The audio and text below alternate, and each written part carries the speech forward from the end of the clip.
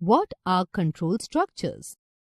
A control structure in programming is a fundamental construct that directs the flow of execution within a program based on certain conditions or criteria. So, the control structure is a basic decision-making process in computing.